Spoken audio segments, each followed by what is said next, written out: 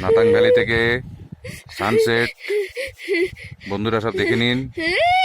অনেকে হয়তো এখানে আসতে পারবেন না, আমি এসেছি, আপনারা দেখে নিতে পারেন।